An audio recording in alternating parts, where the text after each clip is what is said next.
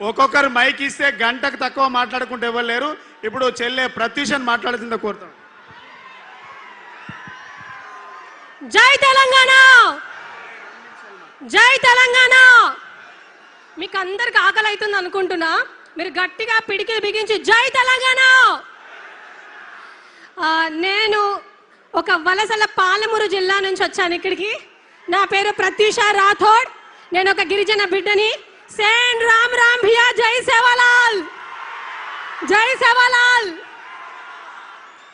అయితే ముందుగా నేను ప్రతి ప్లాట్ఫామ్ మీద నుంచి కేసీఆర్ గారికి ఒక చిన్న థ్యాంక్స్ ఇక్కడ నుంచి సెండ్ చేద్దాం అనుకుంటున్నాను. నేను ఈరోజు ఒక గిరిజన బిడ్డ కాబట్టి సార్, ఇక్కడ 80% మంది, ఎంతమంది మీ పేరెంట్స్ రైతులు ఉన్నారండి ఇక్కడ? ఒకసారి చేతులు ఎత్తండి. రైతు బిడ్డలా అందరూ? ఇక్కడ అందరూ రైతు బిడ్డలే ఉన్నారన్నా. అయితే కేసీఆర్ గారు నిజానికి మా గ్రామాలలో, మా తండాలలో చదువు అనేది మాకు ఒక డ్రీమ్లా ఉండేది, విద్య అనేది ఒక కళలాగా ఉండేది సార్. గురుకులాలు ఎస్టాబ్లిష్ చేసి మాలాంటి వాళ్ళు చాలా మందికి ఈరోజు ఎడ్యుకేషన్ ఇచ్చారు కేసీఆర్ గారు. దానికి చాలా చాలా థ్యాంక్స్ సార్. ఈరోజు 80% మంది ఇక్కడ గవర్నమెంట్ జాబ్కి ప్రిపేర్ అయ్యే వాళ్ళందరూ కూడా గురుకుల స్కూల్స్ నుంచి వచ్చిన వాళ్ళు ఉన్నారు. అయితే ప్లీజ్ ఒక్క 5 minutes నేను కంప్లీట్ చేస్తాను.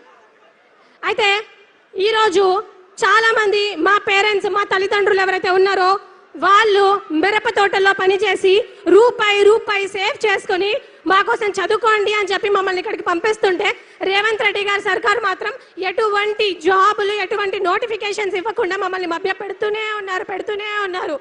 అయితే నేను ఒక చిన్న విషయం చెప్తాను సార్.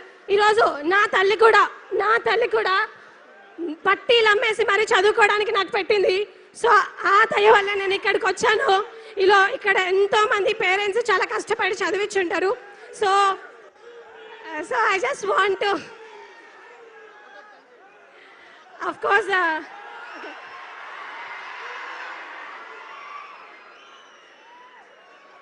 ఈరోజు కాంగ్రెస్ ప్రభుత్వము ఇష్టం వచ్చినట్టు జీవోలు తీసుకొచ్చి విద్యార్థుల గొంతు కోసే విషయం అందరికీ వాస్తవమే.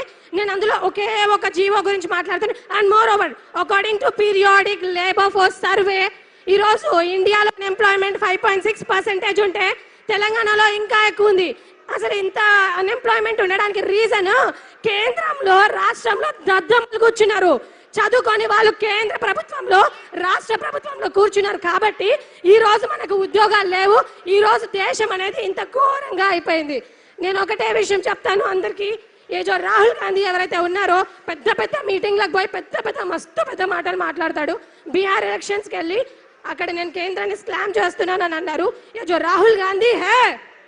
जो राहुल गांधी जो संविधान पकड़ के सारा देश घूमता है और बोलता है कि रिजर्वेशन लागू होनी चाहिए, सोशल जस्टिस लागू होनी चाहिए, डेमोक्रेसी लागू होनी चाहिए, लेकिन जहां उनकी सरकार है तेलंगाना में, यहाँ रिजर्वेशन लागू नहीं होती है.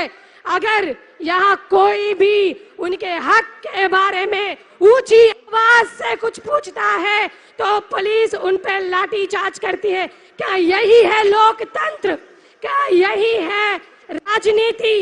Sir Rahul Gandhi ji, I am requesting you, आप राजनीति कीजिए लेकिन हमारे नेताओं से कीजिए, हमसे नहीं.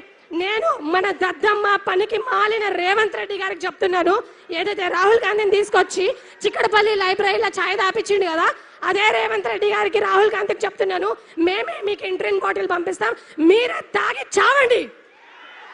మీరు తాగి చస్తే తెలంగాణకి పట్టిన దరిద్రం వదులుతుంది.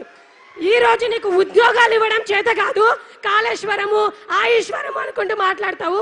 I don't think so you deserve to be a chief minister of Telangana. And more over sir, మా వలసపేట పాలమూరు జిల్లా గురించి కూడా నేను ఒక విషయంలో ఫినిష్ చేస్తాను సార్.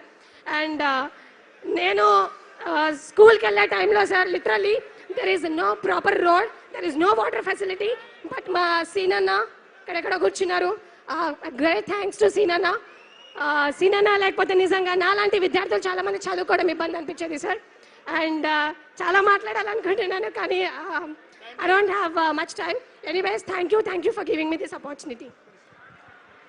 ఇప్పుడు షంబీపూర్ రాజు గారు వారికి మైక్ అందిస్తున్నా తదుపరి కార్యక్రమాన్ని వారి ఆధ్వర్యంలో నడిపిస్తారు. జై తెలంగాణ.